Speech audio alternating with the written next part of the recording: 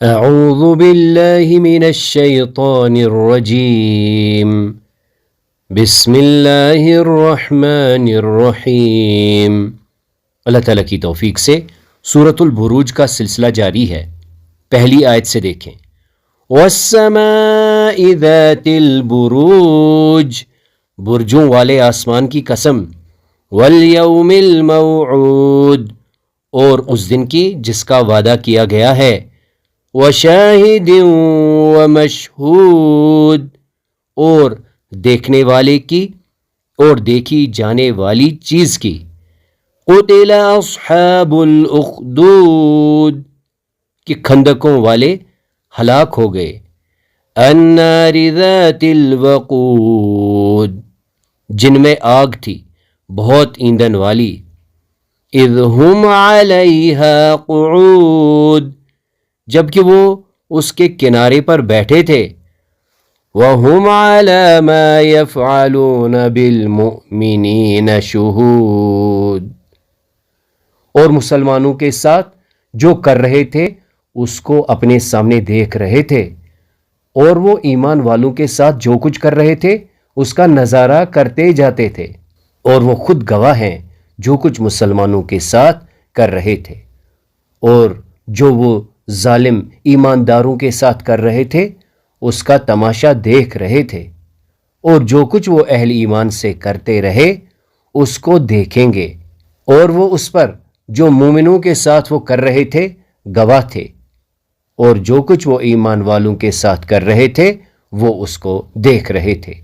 And they to what they were doing against the believers were witness, and were witnessing what they did to the believers, to watch what they were doing to the believers.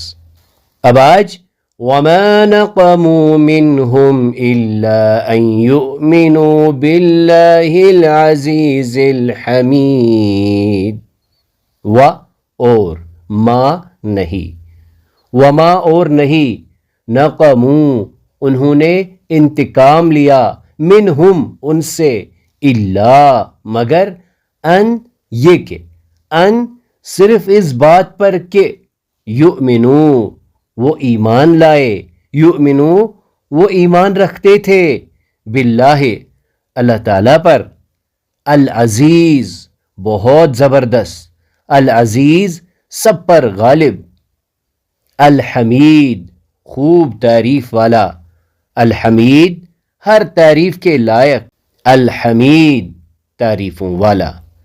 وَمَا نَقَمُوا مِنْهُمْ إِلَّا أَن يُؤْمِنُوا بِاللَّهِ الْعَزِيزِ الْحَمِيدِ، یہ لوگ ان مسلمانوں کے کسی اور گناہ کا بدلہ نہیں لے رہے تھے سوائے اس کے کہ وہ اللہ غالب لائق حمد کی ذات پر ایمان لائے تھے۔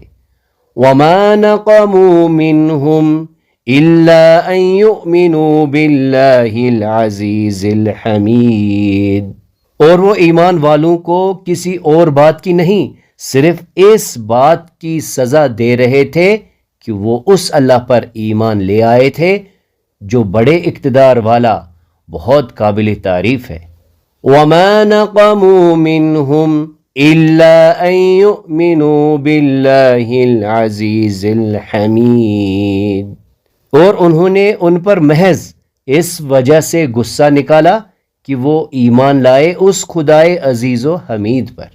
وَمَا نَقَمُوا مِنْهُمْ إِلَّا أَن يُؤْمِنُوا بِاللَّهِ الْعَزِيزِ الْحَمِيدِ، اور انہیں مومنوں سے دشمنی تھی کہ وہ اللہ پر ایمان لائے تھے جو ہر چیز پر غالب اور تمام تعریفوں کے لائق ہے۔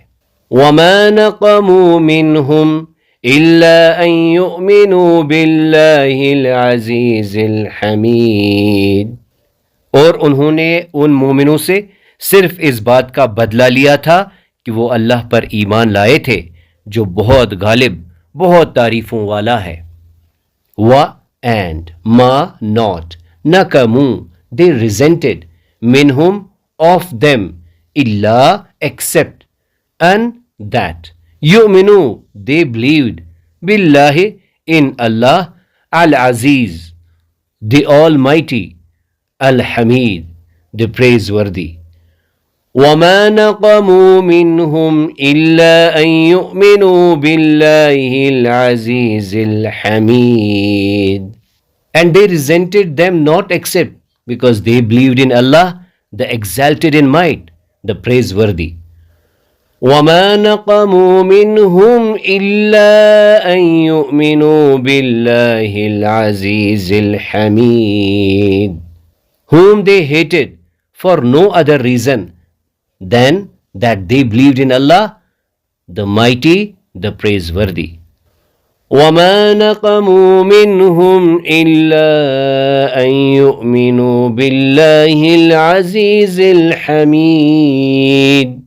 Against these, they had no grudge except that they believed in Allah, the most mighty, the most praiseworthy. وَمَا نَقَمُوا مِنْهُمْ إِلَّا أَن يُؤْمِنُوا بِاللَّهِ الْعَزِيزِ الْحَمِيدِ. اور انہیں مومنوں کی یہی بات بری لگتی تھی کہ وہ اللہ پر ایمان لائے تھے جو ہر چیز پر غالب اور قابل ستائش ہے.